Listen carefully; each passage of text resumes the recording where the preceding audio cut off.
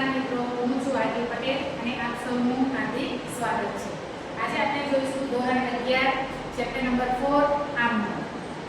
આમનોંધ એ હિસાબી પદ્ધતિમાં મૂળભૂત અને પાયાનો ચોપડો છે। વેપારીઓ મુખ્યત્વે બિલ અને વાઉચર ઉપરથી આમનોંધ તૈયાર કરતા હોય છે અને આ આમનોંધને આધારે બાકીના જે પેટાનોંધો તૈયાર કરવાની છે એ પેટાનોંધો તૈયાર થતી હોય છે। તો આજે હું તમને આમનોંધનો નમૂનો સમજાવીશ। તો આમનોંધના નમૂનામાં સૌથી પહેલા આપણે ઉપર હેડિંગમાં લખીશું શ્રી ખાલી જગ્યાની આમનોંધ। ઓકે, એટલે અહીંયા જે વેપારીનું નામ હોય એ વેપારીનું અહીંયા નામ લખવાનું હોય છે। સૌથી પહેલું આપણે અહીંયા 5 ખાના દોરીશું। એમાં સૌથી પહેલું ખાનું છે તારીખનું ખાનું, કે જેમાં જે વ્યવહાર જે તારીખે થયો હોય એ તારીખ લખવાની હોય છે। બીજું ખાનું આવશે વિગતનું, જેમાં આપણે શું લખીશું? આમનોંધ લખીશું, ઉધાર અને જમા સાથે। ત્રીજું ખાનું છે ખાતા વહી પાના નંબર, જેને ખાપા તરીકે પણ ઓળખવામાં આવે છે। ખાતા વહી પાના નંબર આપણે અહીંયા લખવાનો હોતો નથી। ચોથું ખાનું છે ઉધાર રૂપિયા, એટલે આપણે જે વ્યવહાર ઉધાર થતો હશે એ વ્યવહારની ઉધાર રકમ જે હશે એ આપણે અહીંયા આ ખાનામાં લખીશું।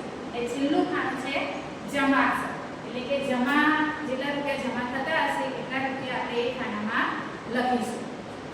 આપણને ખબર છે કે હિસાબની પદ્ધતિ આપણે દ્વિનોંધી નામક પદ્ધતિ પ્રમાણે બનાવતા હોય, એટલે આમનોંધમાં જે પણ વ્યવહાર હશે એમાં દરેક વ્યવહારની બે અસર થતી હશે।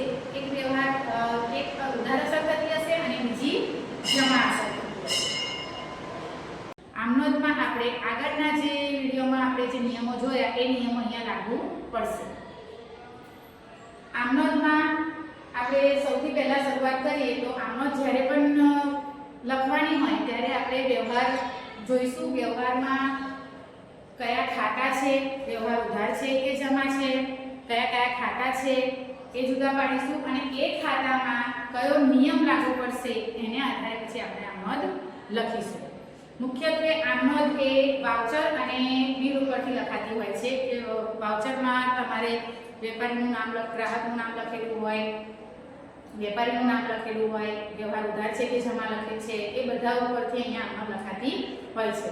તો આજે આપણે સાદી આમનોંધથી શરૂઆત કરીશું। અહીંયા મેં 3 વ્યવહારો લીધા છે કે જેની સાદી આમનોંધ આપણે લખી શકીએ। ઓકે, તો સૌથી પહેલો વ્યવહાર છે ₹5000 નો માલ રોકડેથી ખરીદ્યો। અહીંયા શું કર્યું છે? ₹5000 નો માલ રોકડેથી ખરીદ્યો છે। તો અહીંયા વ્યવહાર કેવો છે?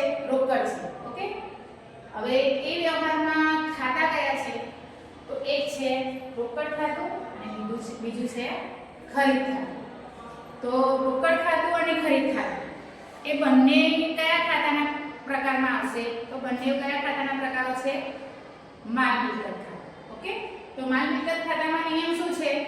માલ મિલકત ખાતામાં નિયમ છે ધંધામાં જે પણ મિલકત આવે છે તો શું કરવાની છે? ઉધાર કરવાની છે અને જાય તે શું કરવાની છે? જમા કરવાની છે। તો તમે અહીંયા જુઓ છો કે 5000 નો માલ રોકડેથી ખરીદ્યો, તો અહીંયા આવે છે શું? ધંધામાં માલ આવે છે। ઓકે, તો ધંધામાં જ્યારે માલ આવે છે ત્યારે આપણે શું કરીશું? ખરીદ ખાતે ઉધાર કરીશું। શું કરીશું? ખરીદ ખાતે ઉધાર। ઓકે, તો ખરીદ ખાતે ઉધાર રૂપિયા કેટલા? 5000। બીજું રોકડ ખાતું છે, તો અહીંયા જો રોકડ ધંધામાંથી જાય છે, તમે જ્યારે પણ ખરીદી કરશો ત્યારે ધંધામાંથી રોકડ શું થશે? જશે। તો રોકડ જાય છે એટલે રોકડ ખાતે શું કરીશું? આપણે જમા, એટલે અહીંયા લખીશું તે રોકડ ખાતે કેટલા? 5000 રૂપિયા। તો આપણી આમનોંધ આ રીતે બનશે: ખરીદ ખાતે ઉધાર ₹5000, તે રોકડ ખાતે જમા ₹5000। ઓકે, હવે આપણે આમનોંધમાં શું લખવાની હોય છે? બાબત છે। તો અહીંયા બાબત જેમાં શું લખ્યું છે? ₹5000 નો માલ રોકડેથી ખરીદ્યો તેના। બાબત જે શા માટે લખવાની? તો વેપારીઓ બાબત જે દ્વારા એની વ્યવહારની ટૂંકી સમજ આપતા હોય છે, એટલે આપણે આમનોંધમાં દરેક વ્યવહારની બાબત જે લખીશું। ઓકે, બીજો વ્યવહાર છે ₹200 કમિશન મળ્યું। અહીંયા શું થયું છે? કમિશન મળ્યું છે। કમિશન જ્યારે મળે ત્યારે અહીંયા કયા ખાતા સંકળાયેલા છે? પહેલા આપણે વિચારીશું કે અહીંયા કયું ખાતું છે? કમિશન ખાતું। ઓકે, બીજું કયું ખાતું છે? રોકડ ખાતું। Very good. અહીંયા બીજું કયું ખાતું છે? રોકડ ખાતું, કેમ કે કમિશન શામાં મળ્યું હશે? રોકડમાં જ મળ્યું હશે। ઓકે, તો અહીંયા કમિશન ખાતું અને રોકડ ખાતું એ કયું પ્રકારનું ખાતું છે? માલ મિલકત. માલ મિલકત ખાતાનો નિયમ શું છે? આવે તો શું કરવાનું છે? ઉધાર કરવાનું છે. તો અહીંયા કમિશન મળશે તો રોકડા શું થાય છે? અહીંયા ધંધામાં આવે છે તો રોકડ ખાતે આપણે શું કરીશું? ઉધાર. અહીંયા લખીશું રોકડ ખાતે ઉધાર. કેટલા? 200. કમિશન. તો કમિશન એ કયા પ્રકારનું ખાતું છે? ઉપજ ખર્ચ, એટલે કે ઉપજ ખાતું છે. એટલે કમિશન ધંધામાં શું થાય છે? આવક થાય છે. આવક આપણે શું કરવાની છે? નિયમ પ્રમાણે જમા કરવાની છે. એટલે કમિશન ખાતે શું કરીશું આપણે? જમા. એટલે આમાં કેવી બનશે? રોકડ ખાતે ઉધાર, તે કમિશન ખાતે જમા. 200 રૂપિયા 200 રૂપિયા. બાબત જેમાં લખીશું રૂપિયા 200 કમિશન મળ્યું તેના. ઓકે. ત્રીજો વ્યવહાર છે રૂપિયા 8000 નો માલ નંદન પાસેથી શાક પર ખરીદ્યો. ચલો આ વ્યવહાર કેવો છે? શાકનો, એટલે કે ઉધારનો. ઓકે. અહીંયા કયા કયા ખાતા સંકળાયેલા છે? એક છે નંદન ખાતું અને બીજું છે ખરીદ ખાતું. આપણે આગળ પણ જોયું પહેલો વ્યવહાર, એમાં શું હતી? ખરીદી રોકડમાં. ઓકે. એટલે રોકડ ખાતે જમા કર્યું. અહીંયા ખરીદ શામાં છે? શાક ઉપર. શાક ઉપર એટલે કે અહીંયા દેવાદાર લેનારનો સંબંધ ઊભો થયો. ઓકે. તો ખરીદ ખાતું એ કયા પ્રકારનું ખાતું છે? માલ મિલકત. માલ મિલકતનો નિયમ શું છે? આવે તો ઉધાર રાખો. ખરીદ ખાતે આપણે શું કરીશું? ઉધાર. કેટલા? રૂપિયા 8000. હવે જમા કોના ખાતે કરીશું? નંદન ખાતે. કેમ? કેમ કે નંદન એ કોણ છે? આપનાર વ્યક્તિ. તમે જ્યારે ખરીદી કરી હશે ત્યારે નંદન એ કોણ છે? વેપારી છે, આપનાર વ્યક્તિ. એટલે નંદન ખાતે શું થશે? જમા થશે. એટલે આમનો ડાયરેક્ટ એ બનશે ખરીદ ખાતે ઉધાર 8000, તે નંદન ખાતે જમા રૂપિયા 8000. બાબત જે લખીશું રૂપિયા 8000 નો માલ નંદન પાસેથી ખરીદ્યો તેના. ઓકે. તો મિત્રો હવે આપણે જોઈશું સંયુક્ત આંકડો. આપણે આગળની જે આંકડો જોઈએ એમાં ખાલી એક ખાતું ઉધાર હતું ને એક ખાતું જમા થતું. હવે આપણે સંયુક્ત આંકડો જોઈશું કે જેમાં એકથી વધારે ખાતા ઉધાર પણ થતા હશે ને એકથી વધારે ખાતા જમા પણ થતા. ઓકે. તો અહીંયા એક ઉદાહરણ લીધું છે. રાધા લિમિટેડ નામના ધંધો શરૂ કરવા રૂપિયા 20000 રોકડા, રૂપિયા 10000 ના યંત્રો તથા રૂપિયા 15000 નો માલ સ્ટોક ધંધામાં લાવે. ઓકે. તો અહીંયા પહેલા આપણે જોઈશું તો આમાં કયા કયા ખાતા સંકળાયેલા છે?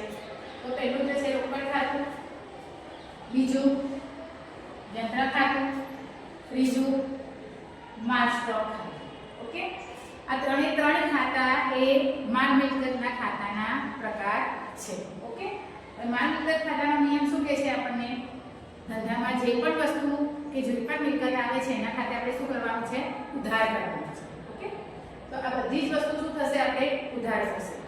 તો એની નામનો રીતે લખાશે રોકડ ખાતે ઉધાર 20000, યંત્ર ખાતે ઉધાર 10000, માલ સ્ટોક ખાતે ઉધાર 15000, તે મૂડી ખાતે જમા 45000. મૂડી ખાતે આપણે કેમ જમા કર્યું? કેમ કે અહીંયા ધંધો શરૂ કરતી વખતે ધંધાનો માલિક ધંધામાં માલ મિલકત, રોકડ, માલ સ્ટોક એ બધું ધંધામાં લાવે છે. આપણે મૂડીની વ્યાખ્યા આગળ જોઈ તો મૂડીની વ્યાખ્યા એવું કહે છે કે ધંધાનો વેપારી ધંધામાં જે પણ માલ મિલકત, રોકડ, સ્ટોક જે પણ મિલકત ધંધામાં લાવે એ બધી ક્યાં લઈ જવાની છે? આપણે મૂડી ખાતે લઈ જવાની છે. એટલે આપણે મૂડી ખાતે શું કરીશું? જમા કરીશું. ઓકે. બાબત જે લખીશું રૂપિયા 20000 રોકડા, રૂપિયા 10000 ના યંત્રો અને રૂપિયા 15000 નો માલ સ્ટોક લાવી ધંધો શરૂ કર્યો તેના. ઓકે. મિત્રો હવે આપણે જોઈશું મૂડી અને ઉપાડના વ્યવહારો. ધંધાનો માલિક ધંધામાં જે પણ રકમ લાવે છે ને આપણે શું કહીએ છીએ? મૂડી કહીએ છીએ. મિલકત લાવે, રોકડ લાવે, માલ સ્ટોક લાવે, યંત્રો લાવે, કોઈ પણ મિલકત લાવે તો આપણે મૂડી કહીએ છીએ. અને જે પણ વસ્તુ ધંધામાંથી અંગત વપરાશ માટે લઈ જાય છે એને આપણે શું કરીએ છીએ? ઉપાડ કરીએ છીએ. ઓકે. તો અહીંયા મૂડી અને ઉપાડના થોડા વ્યવહારો છે આપણે અહીંયા જોઈશું. પહેલો વ્યવહાર છે રૂપિયા 50000 લાવી ધંધો શરૂ કર્યો. રૂપિયા 50000 ધંધામાં લાવે છે અને ધંધો શરૂ કરે છે. તો જ્યારે પણ ધંધામાં રકમ આવે ત્યારે રોકડ ખાતું હંમેશા શું થતું હોય છે? ઉધાર થતું હોય છે. જો રોકડ ખાતે ઉધાર કેટલા? 50000 રૂપિયા. હવે ધંધાનો માલિક ધંધામાં રોકડ લાવે છે એટલે આપણે જમા કોના ખાતે કરીશું? મૂડી ખાતે. તે મૂડી ખાતે 50000. બાબત જે લખીશું રૂપિયા 50000 રોકડા લાવી ધંધો શરૂ કર્યો તેના. ઓકે. બીજો વ્યવહાર છે રૂપિયા 1000 અંગત વપરાશ માટે ધંધામાંથી લઈ ગયા. અહીંયા શું થાય છે? ધંધાનો માલિક અંગત વપરાશ માટે લઈ જાય છે. અંગત વપરાશ માટે ધંધાનો માલિક ધંધામાંથી જે પણ રોકડ રકમ કે જે પણ વસ્તુ લઈ જાય એ આપણે કોના ખાતે ઉધારવાની છે? ઉપાડ ખાતે. એટલે આ વ્યવહારમાં આપણે ઉધાર કોના ખાતે કરીશું? ઉપાડ ખાતે ઉધાર. કેટલા? 1000 રૂપિયા. અને અહીંયા 1000 રૂપિયા ધંધામાંથી રોકડ જાય છે. રોકડ ખાતે શું કરીશું? જમા કરીશું. એટલે વ્યવહાર થશે ઉપાડ ખાતે ઉધાર 1000 રૂપિયા, તે રોકડ ખાતે જમા 1000 રૂપિયા. બાબત જે લખીશું રૂપિયા 1000 અંગત વપરાશ માટે ધંધામાંથી લઈ ગયા તેના. ઓકે. ત્રીજો વ્યવહાર છે પુત્રની ટ્યુશન ફી રૂપિયા 500 ધંધામાંથી ચૂકવી. અહીંયા તમને એવું નથી કીધું કે અંગત વપરાશ માટે લઈ ગયા, પણ અહીંયા એવું કીધું છે કે પુત્રની ટ્યુશન ફી. અહીંયા પુત્રની ટ્યુશન ફી ચૂકવી હોય તો રોકડા તો ધંધામાંથી જ ગયા છે 500 રૂપિયા, અને પુત્રની ટ્યુશન ફી છે એટલે એ શું થયું? અંગત જ થયું. ઓકે. એટલે આ વ્યવહારમાં પણ આપણે ઉપાડ ખાતે ઉધાર કરીશું. ઉપાડ ખાતે ઉધાર રૂપિયા 500, તે રોકડ ખાતે જમા રૂપિયા 500. બાબત જે લખીશું રૂપિયા 500 પુત્રની ટ્યુશન ફી ચૂકવી તેના. અહીંયા આ ત્રણ વ્યવહારો લખાઈને આમનો જેટલી પણ આપણે લખીએ એ બધાનો આપણે છેલ્લે શું કરવાનું છે? કુલ સરવાળો. અહીંયા કુલ સરવાળો થશે 51500 ઉધાર સાઈડ અને 51500 જમા. આ વિડિયો આપણે અહીંયા સુધી રાખીશું. આગળના નેક્સ્ટ વિડિયોમાં આપણે બીજા વ્યવહારો શીખીશું. નમસ્તે.